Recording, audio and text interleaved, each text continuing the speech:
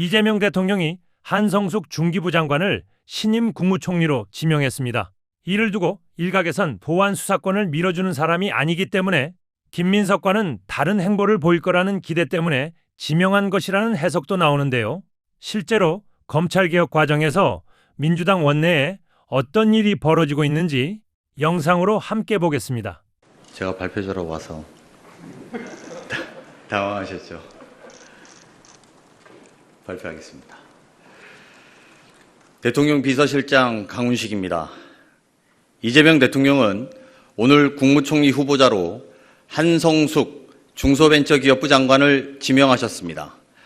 IT기업 대표와 중소벤처기업부 장관이라는 경험을 바탕으로 시대적 과제인 AI 대전환을 차질 없이 완수하고 국민 일부가 아닌 대한민국 모두의 성장을 이끌 적임자로 기대됩니다. 한 후보자는 평범한 직장인으로 출발해 굴지의 디지털 기업 수장에 오른 입지전적인 리더입니다. 민간의 실용성과 혁신성을 겸비하고 있고 우리 사회의 AI 대전환 필요성에 누구보다도 잘 알고 있습니다. 후보자는 장관으로서 속도와 성과, 현장을 강조하며 중소벤처와 소상공인 등 모두의 성장을 위해 노력해 왔습니다.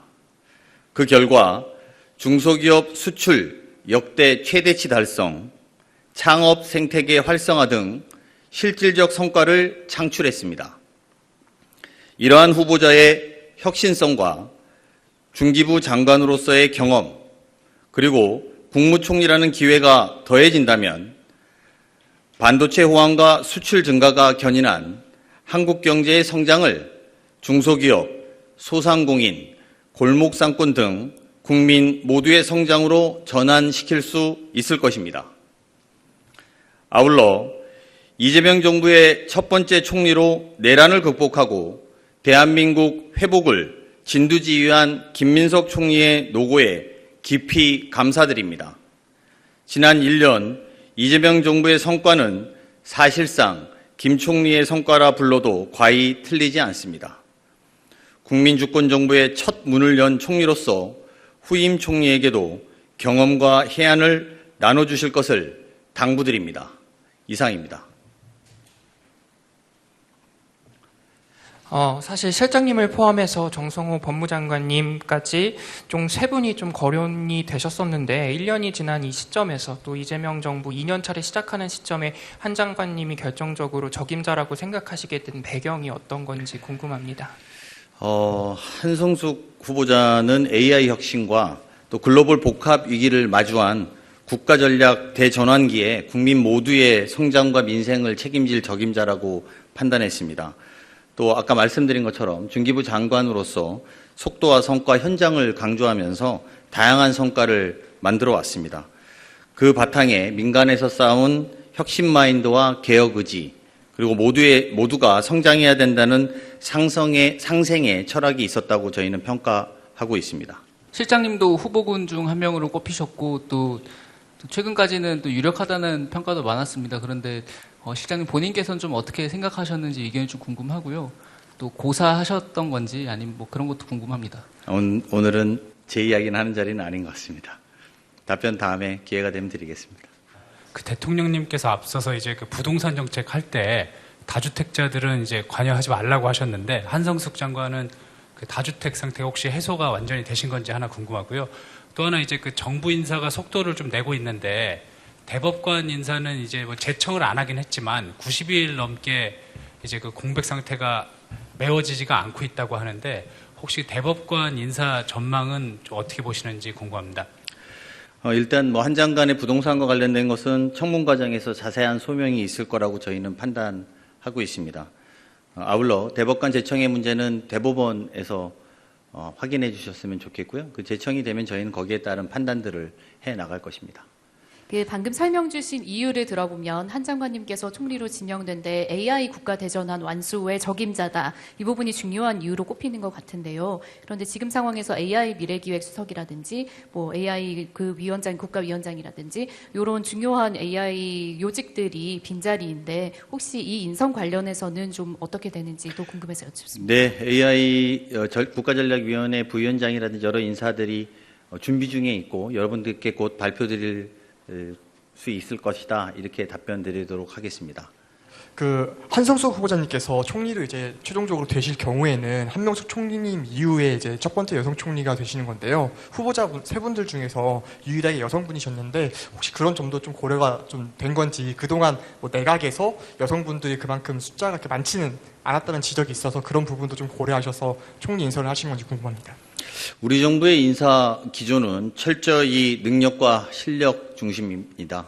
그리고 왜 여성이냐 이렇게 물어보신다면 2026년에 적합한 질문은 아닌 것 같습니다. 김민석 총리 같은 경우에는 곧 있을 민주당 전당대회에 이제 출마를 할 것이다라는 전망들이 많은데요. 혹시 이에 대해서 좀 어떻게 생각하시는지 한 말씀 여쭙고 싶고요. 그리고 곧 청와대 개편도 함께 이루어질 것으로 예상이 되고 있는데 그 개편 시점은 언제쯤으로 보고 계신지도 궁금합니다.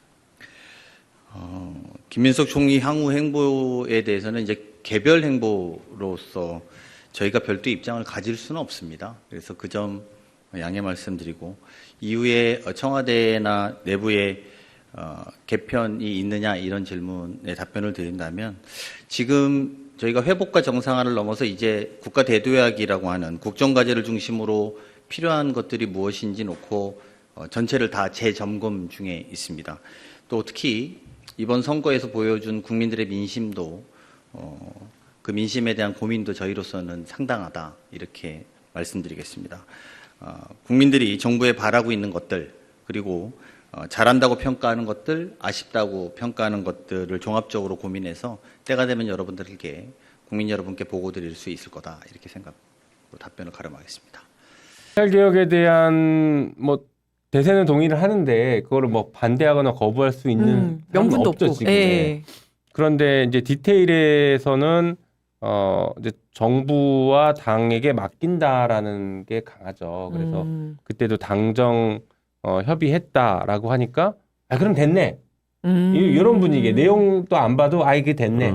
이런 분위기였던 거죠. 그래서 문제 제기하면 야 협의했다는데 왜 문제 제기해라는 것들이 나왔던 거죠. 그럼 여전히 당 내에서 우리는 개혁파라고 하지만 굉장히 강성으로 생각이 되고 있는 거예요, 의원님은? 제가요? 네. 그럴 리가 있겠습니까? 개혁파, 수정파, 개혁파, 합리파, 개혁파. 착한 사람. 의총에 나가서 말하면 욕해도 되는. 착한 사람 맞아. 착한 사람. 아니 의원들의 어떤 검찰 개혁과 관련한 이해도가 어느 정도 되는지 좀 궁금해요. 나중에 네. 이제 의원이 되시면 의총에 들어가서 아시겠지만 네. 들어가면 굉장히 좀 황당하고 속상합니다. 우리가 이제 지금이니까 저희 솔직하게 말씀드릴 수 있는데 예를 들어서 보세요. 경찰청장이 소집하는 네. 시도 경찰청장 회의 이런 거 하잖아. 네네. 그러면 거기에 다 이렇게 이것이 달고 네 개 다 가서 앉아 있잖아. 주렁주렁. 네. 그것들 앉아가지고 실질적으로 토론합니까? 안 하지. 못 하잖아. 네. 거의 비슷해. 그래요? 그래서 대통령 국무회의 생중계 하시는 게 되게 중요한 거예요. 의총장에서 그러니까 우리가 어디 가가지고 예를 들어서 뭐 그 반상회 같은 모임을 한다 해도 네네. 얘기하는 분이 있고 그렇죠. 그냥 가만히 듣는 분이 있고 네. 누구 말을 이렇게 눈치 보다가 다수인적으로 가서 그냥 붙는 사람이 있고 이렇잖아요. 똑같아. 그러니까 적어도 저는 대한민국 민주 세력의 본진인 민주당의 의원총회가 그럴 거라고는 꿈에도 생각을 안 했거든요. 그러니까 김용민 똑같아요? 의원이나 비슷해요? 아니 그게 내가 거짓말하겠어 지금 나도 해봤다고. 의원 그만둔 지 좀 몇 년 됐잖아. 심하면 더 심했지. 물어보는 그것도 거야. 예를 들면 거기 가서 얘기하는 사람만 한다고 그랬잖아요. 네네. 그러면 앉아가지고 그 얘기를 경청이나 하면서 어떤 사람 말이 맞는지 내가 그래도 듣고 판단이라도 해야 되겠다 하면 괜찮아. 계속 쑥쑥쑥쑥쑥 그러면 뒤에서 김용민 의원이나 이런 사람들은 그때마다 가서 이 분위기에서 꼭 해야 될 말을 해야 되고 이게 방향을 그렇죠. 엇나가지 않게 해야 된다고 얘기를 하고 많이 손들고 나가는 편이란 말이에요. 예. 그럼 손들고 나가면 에이 또 나가네. 진짜? 이런 놈들이 있다니까. 진짜로 그런다니까. 우리끼리 하는데? 민주당끼리 하는데? 이름 적어줘. 아니 진짜 야유 보내고 거짓말 같지? 소리 그러니까 의총을 그래서 치고 공개해야 돼. 그런 사람이 있어요. 의총 공개해야 돼 진짜. 그러니까 아니 물론 모든 의총을 다 공개할 수는 없겠지만 이런 중요한 뭐 검찰 개혁이라든지 이런 건 좀 공개를 한 번씩 하면 좋겠어요. 그러니까. 그럴 때는 또 조용하겠네. 나올 사람이 몇 명 없겠네 무슨 공개하면. 야유라고 그거 이제 그래. 생중계하고 그러면은 이제 나가서 말하는 사람이 한 3명밖에 없을걸? 그러니까. 근데 장담해 정말로. 좋다. 그렇게 해야 되겠다. 아 진짜. 그럼 좋잖아. 예, 예, 의총도 예. 빨리 끝나고. 당당하게 말할 수 있는 사람만 나가서 얘기하는 거죠. 무슨 그러니까. 야유를 해 진짜. 그리고 막 얘기를 하면은 네. 의원총회장에서 뭐 토론을 한다라고 말하잖아요. 네. 그러면 서로 예를 들어서 김용민이 A라고 주장을 해. 그러면 나가서 한준호가 B라고 얘기를 해. 그러면 이재정이 나가서 뭐 C를 얘기를 해. 김영배가 나가가지고 A 제로를 얘기를 해. 뭐 이런 식으로 하면서 뭐가 좁혀가면 방금 김용민 의원께서 이렇게 말씀하셨는데 제가 생각할 때는 요 점을 조금 더 얘기했으면 좋겠습니다라고 얘기를 하면 그다음에 김용민이 나가서 지난번 아까 방금 김영배 의원이 이렇게 말씀하셨는데 제가 그 부분에 대해서 요만큼만 말씀드리겠습니다 하고 얘기를 하고 이래야 토론이 되는 거잖아. 네. 한 번 하면 끝이야. 한 번 했는데 이제 막 나가서 또 나가려면 이제 제지하는. 짜가지고 작전 짜고 나가가지고 막 어거지를 쓴다. 딴 얘기를 해. 그러면 이제 그 반론을 해야 되잖아요. 네. 그 얘기하려고 그러면 한 번 했는데 또 하냐고 이제 이런다고. 그게 작전이야. 얘들아. 못하게. 그러니까 딱 3분 발언 한 번 하고 끝이에요. 그래서 제가 야 이거 중요하네. 검찰 개혁이 이슈할 때 당론을 만들 때가 이제 가장 조금 문제였는데 저는 당론 절대 반대였거든요. 당론을 하는 네네. 순간 입틀막 하려고 법사위 입틀막 하려고 지금 당론 만드는 거다. 검사들이 만든 뭐 가지고 와서 이거 당론에서 꼼짝 말고 그냥 통과시켜 이렇게 준 거거든요. 그러니까 자존심 상해야 되는데 우리 당이. 그래서 제가 그날은 처음에 먼저 얘기해 버리면 다른 반론들에 대해서 제가 다른 주장에 대해서 제가 재반론을 못 하니까 네. 일부러 좀 뒤에 얘기하려고 기다렸어. 그런데 아무도 처음에 손을 안 드는 거예요. 그냥 당론 되겠더라고요. 당론 하겠습니다. 토론하십시오. 근데 아무도 손을 안 들고 네. 당론 되겠더라고요. 그래서 어쩔 수 없이 처음에 손 들고 나간 거예요. 제가 3명이 소신 발언을 한 걸로 들었는데 저도 지난번 들었어. 박주민 의원까지는 들었어. 김용민 의원 한 네. 분은 누굽니까? 저 알아요. 네. 누구? 서대문, 맞아요. 김영호 의원님. 네. 세 명이 네. 발언한 거예요? 그러면? 예. 추미애 의원님도 발언하셨고, 발언하셨죠. 예. 그렇게 발언했구나. 네. 그래서 제가 이제 이 전반적인 얘기들을 3분 안에 이제 이 법의 문제점을 얘기할 수가 없잖아요. 네. 다 법 처음 그날 나눠서 그쵸. 이렇게 받은 건데 법이 몇 조가 뭐가 문제고 이건 어떤 구조가 문제인데 이걸 설명을 할 수가 없으니까 저는 이제 이 의미에 대해서만 좀 강조를 하고 들어왔죠. 매우 위험하다. 검찰이 수사권을 더 확보할 수 있다.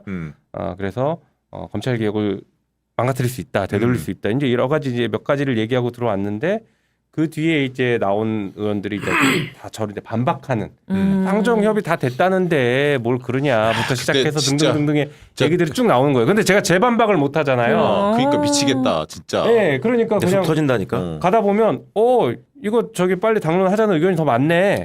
그래서 철험에 당론 이렇게 돼버리는 거예요. 그러니까 철험에 그게 철험회가 중요하네. 그래서 필요했던 거예요. 맞아요. 그러네. 조직적 그렇게 대응할 했으면 예를 들어서 전에 내가 예를 들어 있었다고 해봐. 김용민은 이렇게 좀 다음에 내가 가서 얘기했을 거 아니에요. 그렇죠. 그렇지. 그러고 나서 또 저기 하면 딴 사람이 갔어요. 그 철험회가 그때 우리 많을 때는 한 30명 가까이 갔을 때도 있으니까. 예. 그리고 사전에 그런 얘기를 또 하고 가거든. 맞아. 이번에 또 저런 식으로 해서 입틀막 하려고 나오면 이렇게 하셔야 된다. 그러면 또 그 상황에서 또 전화받느라고 안 하는 사람 또 순서 됐는데 안 나가는 사람도 있어. 그럼 또 가가지고 빨리 나가라고 해서 이제 또 협박하고 이렇게 해서 하는 거거든. 또 얼마나 근데 지금 눈을 크게 뜨고 막 윽박 지를 거야 최강 의원이. 아니 그냥 무서워서 나가겠지. 쳐다보기만 해. 김용민한테 뭐라고 얘기하고 그러면 이렇게 딱 이렇게 보지. 그러면 고개 이렇게 돌리고 언제 끝나는지. 아니 나는 거기서 뭐 자기 생각이 그러니까 그럴 수도 있어요. 근데 여러 번 말씀드리지만 제일 속상한 게 우리 당 의원을 상대로 자기들이 선거 때 그걸 위해서 선거에 나서서 출마했고 이걸 이루겠다고 다 얘기한 사람들이. 맞아요. 21대든 22대. 그렇지. 검찰 개혁 다 내세웠잖아. 검찰 개혁 얘기하면서 된 사람들. 근데 그 사람들을 상대로 설득을 하는 게 정말 마음이 참담해요. 그러니까. 어떻게 우리 편한테 이걸 다시 설명을 해야 된다는 게 그것도 밑도 끝도 없어. 그렇게 막 한참 얘기하고 있으면서 자 이래서 이건 이런 과정을 통해서 수사 기소 분리가 중요하고 하면은 다 앉아가지고 하이 뭐 경찰은 됩니다. 똑같아. 맞아. 그러고 있으면 그거를 너 이리 나와봐. 이걸 그게 아니면 방법이 없다니까. 그러다 좀 있으면 아유. 너 반면이지 막 이러고 있잖아. 아니 그러고 나서 이제 뒷근형으로 그 또 저기 그 텔레그램으로 조선일보 동아일보 기자들한테 생중계한다. 지금 이렇게 합리적인 의견을 제시하고 있는데 최강욱 김용민이 약을 써가지고 의총이 지체되고 있다 막 이런 식으로 해. 의총도 안 끝나고 막 기사가 나와. 맞아. 강경파들이 또 뭐 혼란을 일으켜 막 이런 식으로 나와. 그러면 또 지나가고 또 한참 지나가잖아. 그러면은 좀 너무 늦었는데 밥 먹고 합시다. 뭐 이런 놈이 또 생겨. 밥 먹고 합시다. 그거 나오지. 12시 다가오면 나오지. 야, 그러니까 작전을 짜는 거야, 확실히 개파들끼리.